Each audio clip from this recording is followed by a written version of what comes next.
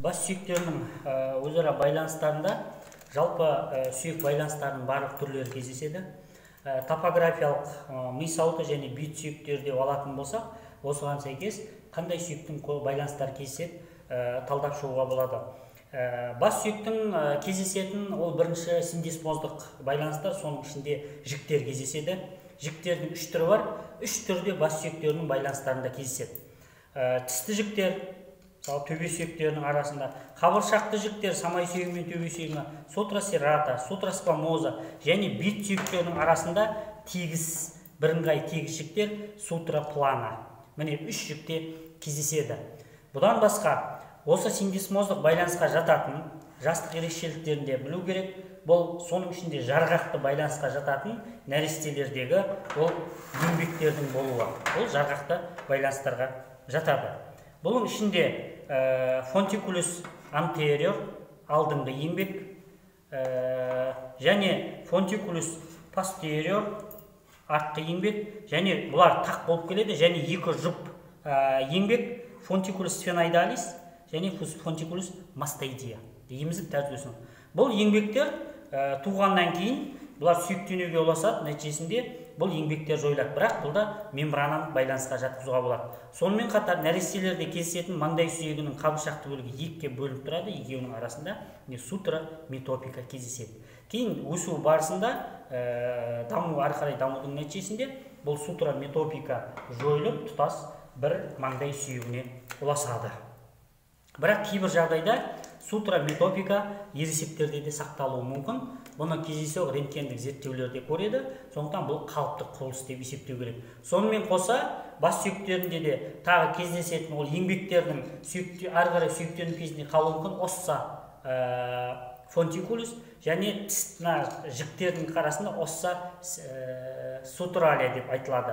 Бұл қосымша сүйектердің де болу қалыпты құбылыс, сондықтан бұны зерттеу кезінде патологиялармен ажырату үшін білу керек. Әрі қарай, бас сүйектің негізін алатын болсақ, олардың арасында бұған дейін атап өткенмін, синхондроздық шеміршекті байланыстар кездеседі.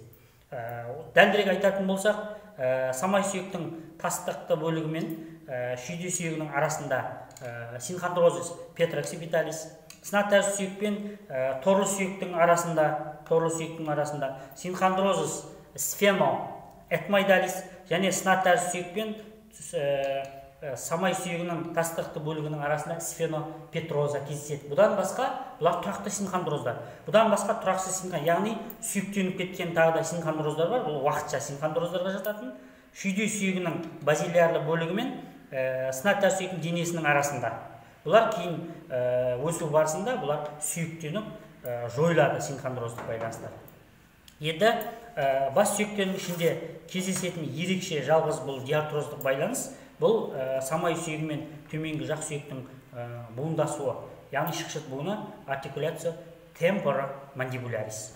Бұл буынның буын беттері самай сүйегінің фосса мандибулярис мен төменгі жақ сүйектің капут мандибуляның беттесуінен құралады. Буын беттерін гиалинді шеміршек жабады. Буын қапшығы жоғарда самай сүйектің алдыңғы жағында туберкулум артикулярины қамтиды, фиссура петротимпаникаға бекитті, ал төменгі жақта төменгі жақ сүйегінің мойны коллум мандибуляға бекиді. Қосымша элементтері буын ішілік және буын сыртылық болып бөлінеді. Буын ішілік элементтеріне осы буын қуысының ішін екіге бөліп тұратын буын ішіндегі дискінің болуы. Дискус артикулярис, сол арқылы буын қуысы жоғарғы қабат этаж, төменгі қабат төменгі этажға бөлінеді. Ал қалғаны буын сыртылық элементтер. Оларға жатады лигаментум латерали, ол самай сүйектің бет өсіндісі мен төменгі жақ сүйектің айдашықты өсіндісінің арасына тартылады. Бұл тікелей буынға қатысты байлам. Бұдан басқа буынға қатыссыз байламдар бар. Ол байламдарға лигаментум стиломандибуляри, яғни самай сүйектің біз тәрізді өсіндісінен төменгі жақ сүйектің бұрышының ішкі жағына қарай бекиді. Келесі лигаментум сфеномандибуляри. Бұл сына тәрізді сүйектің денесінің алдында кристосфеноидалис бар. Содан кристосфеноидалистен төменгі жақ сүйектің тілшесі лингуля мандибуляге тартылады, ішкі жағынан. Тағы бір байлам ол сынатар сүйектің қанаттар өсінісінің ілмегі хамулус птеригоидустен төменгі жақ сүйектің қосымша тағы да лингуля мандибуляға қарай тартылатын байламы. Осы үш байлам буынға қатысы жоқ, бірақ осының қосымша буын сыртылық элементтері жасады. Буын пішіні бойынша буын бүртікті буынға жатады, бірақ қозғалысы үш үсте. Буын бүртікті буындар жалпы жіктес бойынша бір үсте қозғалады, бірақ шықшыт буында үш үсте қозғалыс жасалады. Ол біріншіден буыншыл дискінің болуының арқасында, өйткені ол екі буын қуысын екі этажға бөледі, екі қабатта қозғалыстармен қамтамасыз етеді. Бұл яғни буын дискінің болуы сонымен кешенді буын болып тұр, және буын құрама буындарға жатады. Яғни бұл буында қандай қозғалыстар жасады? Біріншіден, шықшыт буында жоғары жақты көтеріп түсіреді, яғни ауызды ашып жабу кезінде бұл жазу. Сонымен қоса, төменгі жақта алдыға және артқа жылжыталады, және бүйірге қарай аздап жылжиды шайнау процесі кезінде.